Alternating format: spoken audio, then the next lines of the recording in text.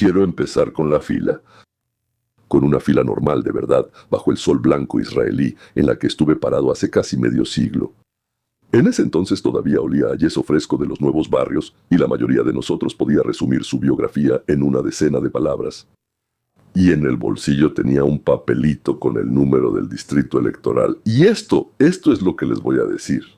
Recuerdo esa fila porque ese día, probablemente por primera vez en mi vida, de repente entendí que mi voto valía algo. Los que llegaron a Israel a principios de los años 70, más o menos del 72 al 74, vinieron principalmente, no por el embutido ni por el clima. El clima era horrible. Llegamos, y sigue siendo horrible desde mi punto de vista, llegamos abriéndonos paso. Cada quien que recibió el permiso dejaba atrás interrogatorios y rechazos. El trabajo perdido, amigos que tenían miedo de saludarnos. ¿Y saben qué trajimos en las maletas, además de 2 ollas y un par de libros? Algunos trajeron solo lino, porque así decían, y algunos trajeron clavos porque contaban que los clavos eran muy caros en Israel. Trajimos un conocimiento preciso, sentido en carne propia, una comprensión profunda de cómo termina un país que promete cuidar de todos.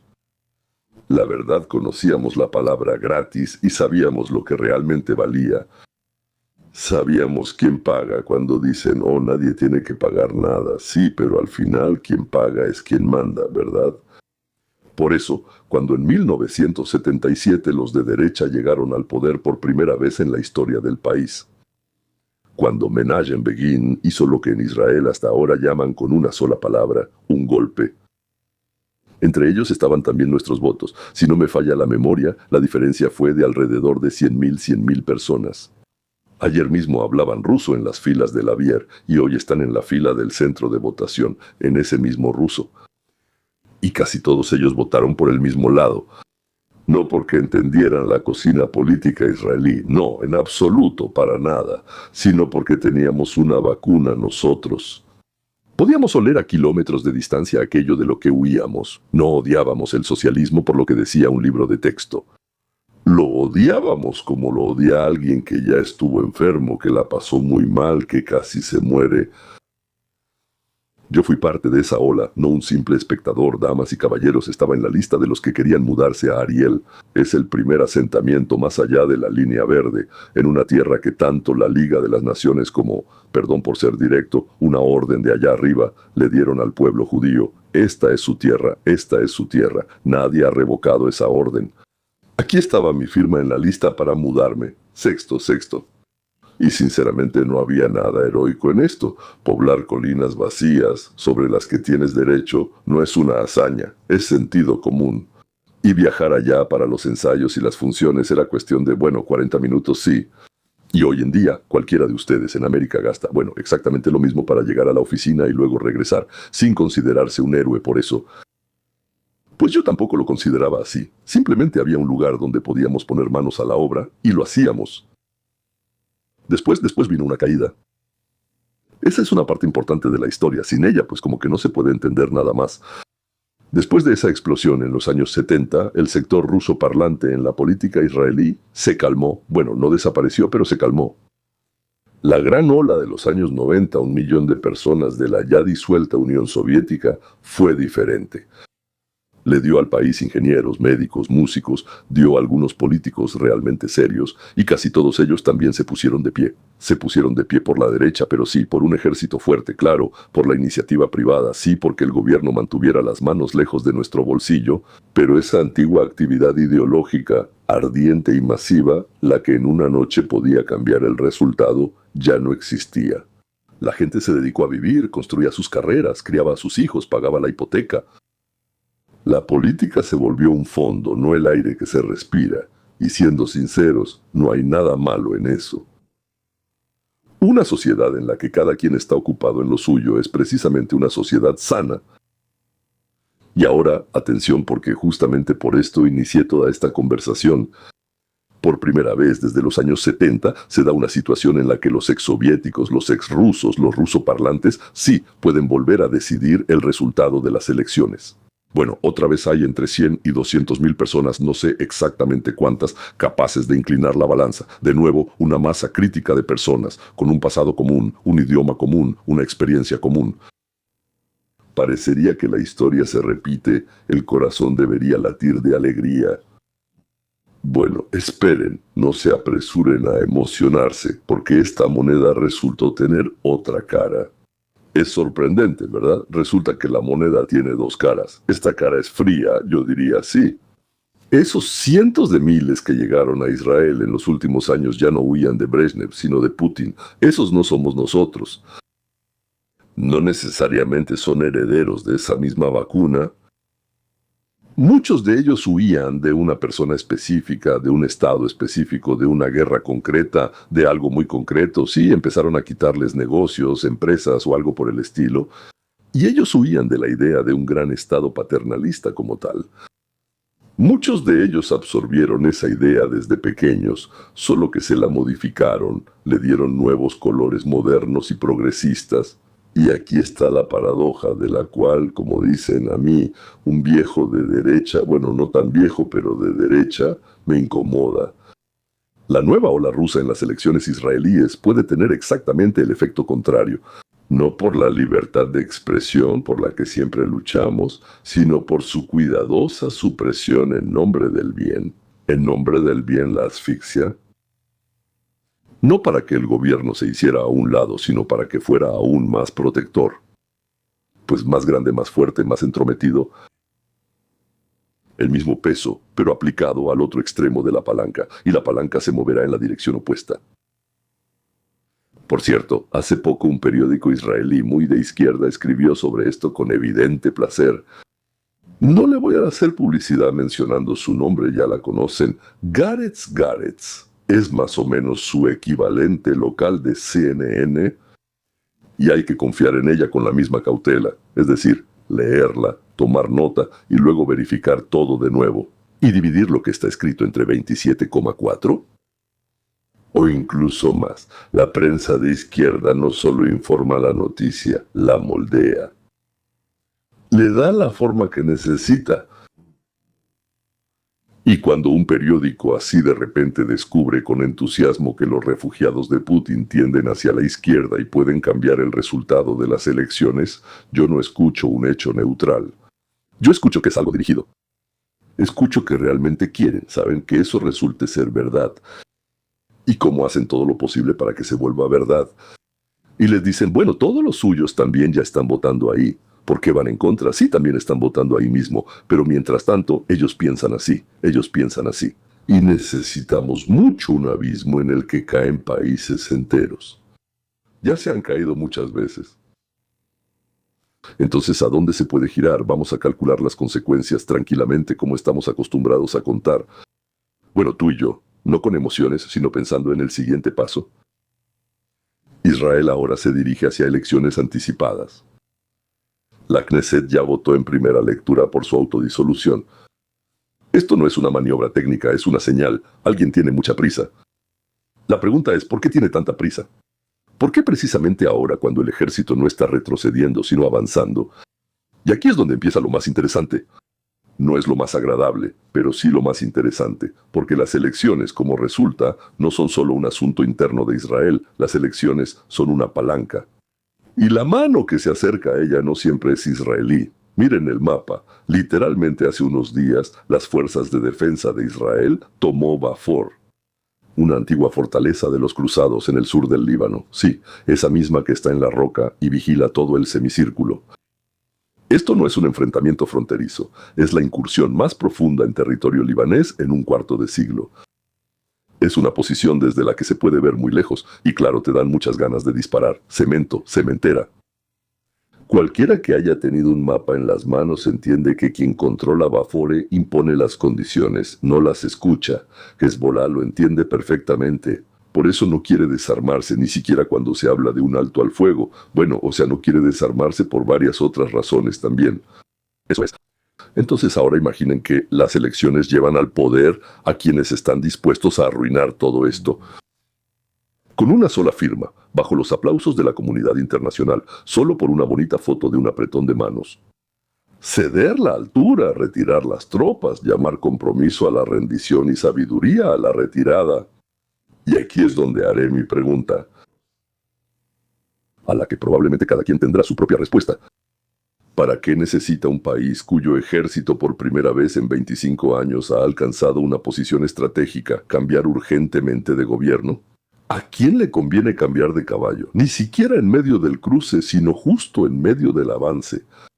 O sea, vamos avanzando a toda velocidad, como se dice, ¿verdad? Y de repente hay que cambiar al comandante de división, o como se llame, ¿verdad? Y aquí el hilo se extiende más allá, hasta el otro lado del océano. Porque la izquierda israelí está históricamente vinculada al Partido Demócrata estadounidense. Esto no es una teoría de conspiración, es una amistad abierta de muchos años que no se oculta en absoluto entre familias. Dinero, asesores, manuales, cuarteles generales conjuntos a ambos lados del Atlántico. Si hoy en Washington está Trump y los derechistas israelíes están en el mismo barco con él, entonces para aquellos que quieren devolver a los demócratas a la Casa Blanca, sería muy conveniente quitarle a Trump el apoyo israelí, privarlo de un rival fuerte, ofensivo y ganador. Convertir una posición segura en una inestable. ¿Entiendes la lógica? Sí, a veces las elecciones en un país no se convocan para decidir el destino de ese país. Se convocan como una jugada. Así, en el partido de otro, un país pequeño se intercambia como un peón, por el bien, por el rey, en otro tablero. No en este, sino por el rey en otro tablero. Quiero mucho que entiendan que ahora mismo se está jugando una partida supuestamente en su tablero, para que en otro tablero pase algo. No afirmo que todo sea exactamente así, no estoy sentado en sus cuarteles. Pero les pido una cosa, la próxima vez que les muestren un reportaje conmovedor sobre refugiados de la dictadura que eligen la libertad y la paz, háganse 3 preguntas sencillas. Las mismas que siempre nos hacemos usted y yo. ¿A quién le conviene esto? ¿Quién paga por esto? ¿Y que habrá que quitarle a alguien la tierra, la defensa, el derecho a hablar, solo para que la imagen bonita se haga realidad? Porque hay una regla de la que nunca me aparto. Si para cumplir el plan hay que quitarle a una persona, sin su consentimiento, su propiedad, su libertad o su vida, el plan es malo. Incluso si le quitas a uno para hacer feliz a 1.000.000, sigue siendo malo. Hace medio siglo nosotros, estando en esa fila bajo el sol blanco, votamos para que finalmente dejaran de quitarnos. Por el derecho a hablar, por el derecho a construir, por el derecho a poseer, por el derecho a vivir. Hoy nosotros, los de habla rusa en el extranjero, volvimos a ser exactamente los suficientes para inclinar la balanza en Israel. Y toda la pregunta es, ¿hacia qué lado bajará nuestra mano? La misma mano, el mismo peso. Solo que ahora puedes soltar el platillo en una dirección diferente a la que solíamos bajar nosotros. Ah, por cierto, ¿quieren saber cómo hacen de ustedes el votante que necesitan? Es muy interesante. Hay un método. Tomen esa misma nota con la que se rieron la vez pasada. Bueno, recuerden, ese periódico muy de izquierda informa con entusiasmo que los refugiados de habla rusa se inclinan hacia la izquierda y que van a cambiar las elecciones. ¡Ja! Hoy no vamos a discutir si tiene razón o no, vamos a hacer algo más interesante. La vamos a abrir como un técnico abre un aparato y vamos a ver los engranajes, porque en una nota así, por lo general, no hay ni una sola mentira, y por eso es peligrosa. ¿Cómo que no hay mentiras?, dirán ustedes. Recuerden esta idea desde el principio, es la clave de todo. Lo que más engaña no es la mentira. Engaña la verdad pero acomodada en el orden y de la manera que conviene. Un periódico casi nunca necesita mentir. Le basta con decidir qué mostrar primero y qué mostrar en 10º lugar. Y qué no mostrarles en absoluto. Y una persona real, con toda su complejidad y sus contradicciones, con sus corrientes y dudas, en el papel se convierte en una figurita ordenada con una placa en el pecho. El votante deseado. Déjeme mostrarle dónde están las costuras. No son muchas. Mire, si aprende a ver una, aprenderá a verlas todas. Así que aquí está la primera costura. ¿A quién eligen como héroe? La nota casi siempre empieza con un rostro, con Ana, que huyó de San Petersburgo, llora y cuenta sobre un amigo que quedó en la cárcel. Y dice que lo que más teme en el mundo es el regreso del autoritarismo. La hermosa, viva y auténtica Ana. Solo hay una pregunta. Nadie hará esa pregunta en voz alta. ¿Cuántas Anas hubo? ¿Y de cuántas personas eligió el periodista precisamente a ella? Porque, digamos, habló con 20. Entre ellos había quienes huían de Putin, pero no soportan el socialismo, exactamente igual que nosotros. A ellos no los citaron. A Ana la pusieron en el primer episodio. Nadie mintió, ella lo dijo así, y aquí está el truco, en el que se basa la mitad de la prensa mundial. Un caso particular. Se lo ponen a todo el grupo en la cabeza, como un sombrero. Una Ana se convierte en el rostro de una generación, el rostro de cientos de miles, el rostro de, bueno, y cosas así, ¿verdad? Aunque la eligieron precisamente porque dice cómodamente las palabras que la publicación necesita. Paso 2. Sustitución de la etiqueta. Presten atención a las manos. La persona dijo, tengo miedo de Putin, pero en el titular se convirtió en, se inclina hacia el campo liberal. ¿Ven lo que pasó? Entre estas dos frases hay un abismo. La saltaron por completo, y a ustedes se les olvidó decirles que siquiera saltaron. Huir de un dictador y querer más gobierno, más impuestos, menos libertad de expresión en nombre del bien, son dos grandes diferencias. Yo diría incluso que son 4 grandes diferencias. Yo mismo soy una prueba viviente. Huí del totalitarismo precisamente porque quería menos gobierno, no más. Pero el periódico necesita que esos dos sentimientos se mezclen en uno solo. Y los pega juntos. Sí, ahí escupió un poco, presionó y los pegó. En silencio, en una oración subordinada, ahí donde el ojo se desliza sin detenerse. Una palabra fue reemplazada por otra, y la persona, sin saberlo, votó en la nota por algo que, bueno, tal vez ni siquiera tenía en mente. Era la tercera costura. El denominador perdido, ya saben, numerador, denominador, sí. Cientos de miles se inclinan. Perfecto, cientos de miles es cuánto. ¿Y se inclinan sobre qué tema? ¿A quién le preguntaron? ¿Cómo era la pregunta? Aquí es donde llega un silencio sorprendente, porque si la pregunta era, ¿y usted está en contra de Putin? Sí, tanto usted como yo firmaríamos debajo de eso, y ambos estaríamos en la misma categoría. ¿Se inclinan hacia la izquierda? Hacha. Aunque a la izquierda del centro, ahí nunca hemos tenido nada de izquierda. Grande. Entonces, un número sin denominador no es un hecho, es hipnosis, es vudú. Les muestran el numerador, la parte de arriba, cientos de miles, y esconden el denominador. ¿De 130, de 137 mil millones o qué? ¿De cuántos? ¿Según qué medición? ¿Con qué margen de error? Y toda la verdad está precisamente en el denominador. Siempre pregunten, ¿de cuántos?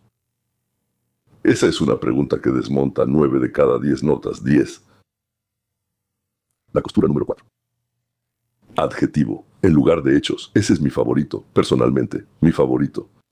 Cuenten en cualquier artículo de este tipo las palabras valorativas, progresista, moderado, marginal, o, este es mi favorito, ultraderechista.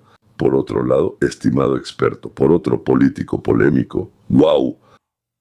De inmediato se forma una actitud hacia sus palabras, ¿verdad? Cada uno de estos adjetivos saca por ti una conclusión que tú no sacaste. Fíjate, el periódico llama a sus propios héroes moderados y progresistas y a los ajenos los llama extremos y polémicos. Aunque son las mismas personas, solo que están en lados opuestos. Ese adjetivo es como un contrabando. Eso es, trae una opinión disfrazada de descripción. Quita todas las palabras valorativas de la nota y vuelve a leer lo que queda. Muy a menudo resulta que los hechos caben en 2 líneas y todo lo demás está como diluido. La costura número 5. Interlocutor ausente. ¿Quién falta en la nota? ¿Quién falta? ¿Dónde está el derechista de habla rusa que huyó del mismo Putin pero vota por un ejército fuerte y bajos impuestos? Y él no está en la nota. No porque no exista, vaya que existe, tú y yo lo sabemos perfectamente.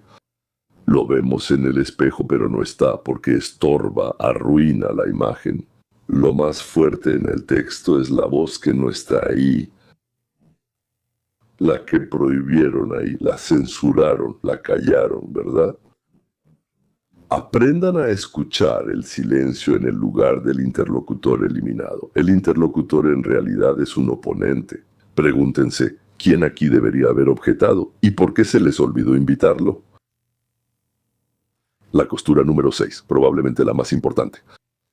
¿Y por qué precisamente ahora? Esa es nuestra pregunta favorita, la que le hacemos a todo. Una nota sobre los votantes rusos que inclinarán las elecciones hacia la izquierda pudo haberse publicado en cualquier momento durante los últimos 3 años. Fácil, ¿verdad? ¿Por qué salió esta semana? ¿Qué está pasando justo ahora? ¿Y justo ahora Israel se dirige hacia elecciones anticipadas? El ejército está en la colina que acaba de tomar. Y a alguien le interesa mucho que el futuro votante crea de antemano que todos nosotros pensamos igual y pensamos exactamente así. La noticia casi nunca responde a la pregunta de qué pasó, responde a una pregunta mucho más importante. ¿Y qué bastaría de parte de nosotros? La coincidencia en el tiempo no es una coincidencia, esa es la firma del cliente, solo que está escrita con una tinta que no es muy visible para nosotros. Aquí tienen, de hecho, resultamos ser la herramienta. Instrumento. 6 puntos de sutura. Y ahora los 15 minutos prometidos. Voy a reducir todo esto a 3 preguntas que pueden hacerle a cualquier noticia del mundo, sobre elecciones, sobre la guerra, sobre una nueva ley, sobre lo que sea. Anótenlo en algún lugar donde lo vean seguido. Pregunta número 1. ¿Qué es un hecho aquí y qué es una suposición disfrazada de hecho? Tomen un lápiz, físico, tomen un lápiz. Y subrayen en la nota solo lo que se puede verificar, o sea, la fecha, una cifra con su fuente. También sería bueno verificar esa fuente, citas directas entre comillas. Todo lo demás lo hago yo después, en realidad. Yo también verifico si es verdad. Bueno, no importa, al menos esto. Todo lo demás son adjetivos. Bueno, yo. Bueno, como creen los expertos, según los analistas, cada vez más se inclinan, tachen eso. Miren lo que queda. Normalmente queda un esqueleto 3 veces más corto, y es por ese esqueleto por el que deben juzgar. ¿Qué hago yo? Tomo ese esqueleto, lo meto en la inteligencia artificial y le pregunto, ¿y esto es verdad? ¿Y saben qué? Me gustaría decir que en 50 de cada 50 casos, yo diré, no. En alrededor de 80 de cada 80 casos me dicen, no del todo. Y me muestran dónde me mintieron por completo, dónde dijeron la verdad y dónde mintieron pero no del todo. Para nada, para nada. Segunda pregunta. ¿A quién le conviene esto y hacia dónde irán a parar el poder y el dinero? ¿No es cierto esto? Preguntan, ¿verdad? Ahí está el chico, pregunta mucho. ¿Y esto? ¿Tú qué piensas? Es verdad, ¿sí? Pero la pregunta es otra. ¿Quién gana si yo creo en esto? Si la nota te convence de que los rusoparlantes se inclinarán hacia la izquierda, ¿quién recibe el premio? El partido de izquierda, que necesita la participación. ¿O necesitan que los de derecha no se presenten al creer que todo está perdido? Los periódicos que necesitan crear una sensación de inevitabilidad, y así sucesivamente, paso a paso. Allá, al otro lado del océano, hay quienes se benefician de debilitar a los derechistas israelíes junto con su aliado estadounidense. Pregunten si me están mintiendo y en la cuenta de quién empezó a entrar el dinero. Esa es la tercera pregunta. Bueno, esa es nuestra pregunta principal. ¿Qué proponen quitar y a quién? Lleguen al fondo de la intención que está promoviendo la nota. Y vean si para cumplirlo habrá que quitarle algo a una persona, al Estado, a la gente o a un grupo. Sin su consentimiento, su propiedad, su libertad, su palabra, su derecho. Si es así, entonces ciérrenlo. Si es malo. Si es así, entonces la intención es mala. Lo repetiré tantas veces como sea necesario. Incluso si le quitas a uno para hacer felices a 1.000.000, sigue estando mal. Y ninguna conmovedora Ana en el primer párrafo va a anular esta regla. En total, son 3 preguntas. ¿Qué es un hecho? ¿A quién le conviene? ¿Qué están quitando? Quitan, me refiero sin permiso, obviamente. Sí, no lo toman, no lo piden. Quitan, confiscan, arrebatan, roban, como quieras llamarlo. Revísenlas, y con 15 minutos será suficiente para que cualquier nota, la más pulida, la más conmovedora, se abra ante ustedes como, no sé, como una concha con un molusco. Y al final, aquello sin lo cual todo este análisis estaría incompleto. Alguien de ustedes ahora piensa, si es un periódico, entonces miente acomodando la verdad. ¿Tal vez deberíamos prohibirlo? No, 1000 veces no. Hace más de 300 años un inglés de apellido Milton escribió algo que les pido que recuerden. Que la verdad y la mentira se enfrenten en campo abierto. ¿Quién ha visto que la verdad pierda en una pelea justa? Ya he citado esto y ya lo he dicho, no estoy completamente seguro de lo que significa que la verdad siempre gane, pero debe ser así. Hay que debatir y discutir, no prohibir, son ellos quienes prohíben. El remedio para un periódico sesgado no es ponerle un bozal al periódico, el remedio es un lector atento. No hay que prohibirles que moldeen al votante que quieren, sino lograr que ese moldeado ya no funcione, que la mayor cantidad de gente posible vea la costura. Y cuando ves la costura, el truco deja de ser un truco y se convierte simplemente en una habilidad de manos que observas con condescendencia y gracia. Así que vamos a dejarlo así. La próxima vez que abran una noticia, no pregunten si es verdad o no, pregunten, ¿dónde está la costura aquí? ¿Dónde está la costura aquí? ¿Y saben qué les prometo? Muy pronto, más pronto de lo que creen. Sin que se den cuenta, no tendrán que buscarlo a propósito, sus ojos lo notarán por sí solos. Incluso ahora no lo entiendo, tengo esa sensación, los leo y entiendo que algo no está bien, los vuelvo a leer, parece que sí, pero algo reviso y definitivamente hay algo que no está bien. Y créanme, para una persona promedio de edad media es una de las sensaciones más liberadoras del mundo cuando ya no pueden controlarte. Bueno, a través de tus propias emociones y sentimientos. Ahora, acercándonos al final, como dicen, lo prometido es deuda, lo prometí, así que no vamos a usar un periódico abstracto, sino uno concreto, reciente, que pueden abrir ahora mismo. Yaretz, sí, ese mismo, del 3 de junio, el titular, lo traduzco literalmente, Bennett jura cancelar las leyes del caos y el saqueo del gobierno de Netanyahu en el próximo Knesset. O sea, un segundo, las leyes del caos de Netanyahu, el gobierno llevó al caos y al saqueo, el gobierno de Netanyahu llevó al caos y al saqueo. Y bajo el subtítulo, Israel va en camino al suicidio, declaró Bennett, criticando duramente la relación del Estado con los ultraortodoxos. Un ultraortodoxo es una persona que cree en Dios. Bueno, creer en Dios, lo que está escrito es lo que está escrito, ¿verdad? No es alguien que dice, yo creo en esto, pero en esto no, esto sí lo voy a hacer. Son simplemente personas que dicen, bueno, si creo en Dios, entonces creo en Dios, ¿verdad? Mientras tanto, Lapid dijo que en unas pocas semanas Eisenkot anunciará que se unirá a su partido. Un material excelente para nuestra clase sobre la detección de costuras. Bibi, elecciones, guerra en el frente, todo en un solo paquete. Vamos a tomar el bisturí. Y de entrada, un acuerdo. No les voy a decir si Bennett tiene razón o no, si Netanyahu es bueno o malo. Hoy no me interesa quién de ellos es más simpático. O sea, sí me interesa, pero no es de eso de lo que estamos hablando. Hoy solo me interesa una cosa, cómo está hecha, profesionalmente, la nota. Bueno, vamos con nuestras 6 costuras. Primera costura, el héroe elegido. ¿Quién está en la primera línea? Bennett. Vivo, hablando, con una cita llamativa lista. Él es la cara. Él es la persona principal de este texto. ¿Y dónde está la cara del otro lado? ¿Dónde está la persona real del gobierno de Netanyahu que mira a la cámara y responde, ninguno, esto no es un robo, y esta es la razón, y no está ahí? A la parte que el periódico no quiere, la dejan sin rostro. Ella solo está presente como gobierno, como un blanco sin rostro al que es muy conveniente golpear. Recuerden, quien tiene nombre, ojos y una cita en la nota es el héroe. Quien solo tiene un cargo y una acusación, ese ha sido designado como culpable. Y quien asigna esta distribución de roles no es la realidad. Esto lo hace el editor. No por la realidad, sino por el editor. Él también es el censor. Por cierto, también lo hace como trabajo adicional. Segunda costura, cambio de etiqueta. Y aquí es excelente.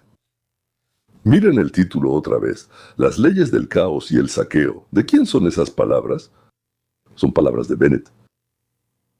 Es su eslogan de campaña, su valoración, su pintura de guerra. ¿Y el periódico? Toma ese garrote partidista y lo pone directamente en el titular, sin comillas. O sea, no es caos y saqueo, entre comillas, como si fuera la opinión de un político, sino un hecho establecido, un diagnóstico, un sello en el pasaporte. Estos son los periodistas que me entrevistan, empiezan ahí, hoy pasó, sí. Había un chico genial, me entrevistó, me cayó muy bien, de un político ucraniano, o sea, Vasily, que me dijo, bueno, ahí...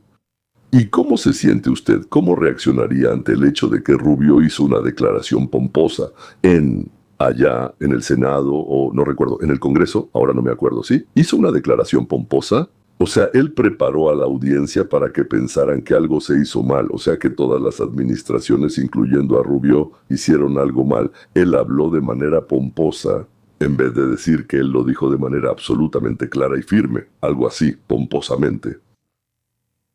Entonces ven el truco, ¿verdad?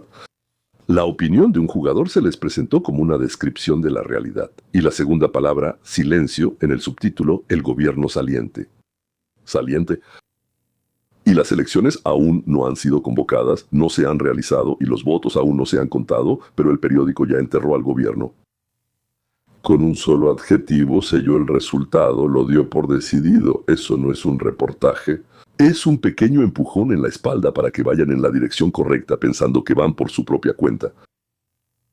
Bien, el show de show. Tercero. El tercer show. El desaparecido del denominador. Y aquí simplemente no es mentira. Aquí hay un agujero. Buscamos notas, al menos un número. Bueno, pregunta, porcentaje. ¿Cuántos escaños le dan al partido de Bennett? ¿Cuántos a Netanyahu? ¿Según qué medición? ¿Con qué margen de error? Cero, nada. Israel está en camino hacia el suicidio. ¿Y en qué se basa? ¿Dónde están los datos de que el país va en ese camino? No existen. ¿Qué? ¿Tenemos algún problema con la economía, no? ¿Tenemos alguna pandemia tan grave que todos estén muriendo? ¿Sí? Y no los estamos tratando. ¿Dónde están los datos de que el país va en ese camino? No existen. Bueno, aquí hay una metáfora llamativa. Funciona en lugar de estadísticas. Esto, amigos míos, es un clásico del género. Cuanto más rimbombante es el adjetivo, más calladas quedan las cifras. De hecho, se podría hacer una canción. Cuanto más rimbombante es el adjetivo, más calladas quedan las cifras. Bueno, con números me refiero a hechos y todo lo demás. Cuando les muestran suicidios, caos, robos y no hay ni una sola cifra, ni un solo número, saben, lo más probable es que los números no estén a su favor. O simplemente ni siquiera los contaron, solo los inventaron de la nada. No se puede comprobar una metáfora, por eso precisamente les gusta tanto. Así continuaba Schoff. Falta un interlocutor y aquí es doble. Lo cual es raro. Miren con atención, no le dieron la palabra al gobierno de Netanyahu, eso ya lo notamos, pero hay un segundo, el mismo. Lapid declara que Eisenkot, el conocido general figura, en unas pocas semanas anunciará su ingreso al partido. O sea, alguien dice que escuchó de alguien más que un tercero planea hacerlo, y así sucesivamente, ¿sí? Y el propio Eisenkot lo confirmó, en la nota no aparecen sus palabras. Y una persona le hace una declaración ruidosa a otra persona. Pues como que, bueno, eso es todo, ¿sí? Pero en realidad como que no tiene el valor. Normalmente, ¿qué hacían los periódicos, las revistas y todo eso? Ellos llamaban por teléfono. Lapid habla por Eisenkot y el periódico lo publica como noticia, y así, en el tablero, ya aparece una figura que tal vez ni siquiera ha dado su consentimiento para estar ahí, ¿verdad? Pero ya empezaron a aparecer algunas grietas entre unos y otros, ¿verdad? Y la gente dice, oh, bueno, sí, él, ¿sí? Escuchan el silencio en el lugar de las dos voces recortadas. Ese es el sonido más fuerte en este texto. ¿Qué hay en la quinta y por qué precisamente el 3 de junio? Nuestra pregunta favorita, ¿por qué esta nota salió esta semana y no un mes antes o después? Porque precisamente en estos días el Knesset está impulsando la ley de autodisolución. El reloj de las elecciones ya está corriendo y ahora la autodisolución es el momento más dulce para crear la sensación de inevitabilidad, para que el votante, incluso antes de llegar a las urnas, ya tenga en la cabeza la imagen, el gobierno se va, la oposición está formando un equipo estelar y el resultado ya está decidido. La nota no salió cuando pasó algo, salió cuando necesitaban algo de ustedes. Necesitan que ustedes crean en el resultado de antemano. Y la coincidencia con el calendario electoral no es una coincidencia. Eso, señores, es un horario, es un plan pensado de antemano sobre cuándo decir qué. Bueno, el jefe fue el sexto. Y aquí quiero ser completamente honesto con ustedes. Caray, esto no es de izquierda, eso es importante, está más a la derecha del centro. Y una persona que no entiende dirá, oye, León, ¿cómo va a ser un periódico de izquierda si apoya a un político de derecha? Así es como funciona, y ahí está toda la sutileza. En este momento, el periódico no necesita a un izquierdista. El periódico necesita a alguien anti-Netanyahu. Bueno, como aquí, anti-Trump, cualquiera, con tal de que esté en contra de Bibi. Y hoy, el ariete más conveniente es Bennett. A él lo están poniendo en un pedestal. El medio no apoya una idea, apoya el resultado que le conviene. Y las ideas, la política, los lemas, son herramientas intercambiables para lograr el resultado. Hoy sirve Bennett, mañana sirve cualquiera. Mañana Bennett será el malo. No se apeguen a las etiquetas de izquierda o derecha cuando lean la prensa. Vean qué resultado está promoviendo esa prensa. Los resultados son su verdadero partido. ¿Encontraron 6 puntos de sutura? Ahora, 3 preguntas. Nuestro método express. Vamos a repasar la nota en un minuto. Primera pregunta. ¿Qué es un hecho aquí? ¿Y qué es una suposición disfrazada de hecho? Tomamos un lápiz. ¿Qué se puede comprobar? Exactamente 2 cosas. Bennett dijo esas palabras el 3 de junio y Lapid dijo estas. Eso es todo. Todo lo demás es caos, saqueo, suicidio, y sin sot entrará. Eso es o la opinión de alguien o la predicción de alguien. Enfatiza el hecho y quedan 2 frases. Este dijo, aquel dijo. No es 100% seguro que él haya dicho exactamente eso, pero no importa. Este dijo, aquel dijo. Todo lo demás eran pinceladas en el lienzo. El relleno es largo, pero la esencia son 4 palabras. Segunda pregunta. ¿A quién le conviene que ustedes crean en esto? Vamos a contar. Beneficiarios. Primer bloque. Banean, Bennett y Lapid. Ellos recibieron un cartel electoral gratis de media página en una publicación respetada en ciertos círculos allá. Y no pagaron de su propio presupuesto. El segundo, el propio periódico. Está creando una atmósfera incómoda, de salida inevitable para Netanyahu, y la atmósfera influye en la elección tanto como los programas. Y el tercero, por un hilo lejano allá, al otro lado del océano, a alguien le conviene mucho ahora un campo de derecha israelí debilitado. La vez pasada ya seguimos ese hilo con ustedes. Pregunten, no me estarán mintiendo, ¿verdad? ¿A nombre de quién se está depositando? Nie. Me están engañando, y a nombre de quién es la cuenta. ¿Está cayendo? Bueno, la tercera pregunta, la más importante. Lleguemos al fondo y preguntemos, ¿qué se propone quitarle a alguien? Y aquí, atención, hay una trampa para los que no prestan atención.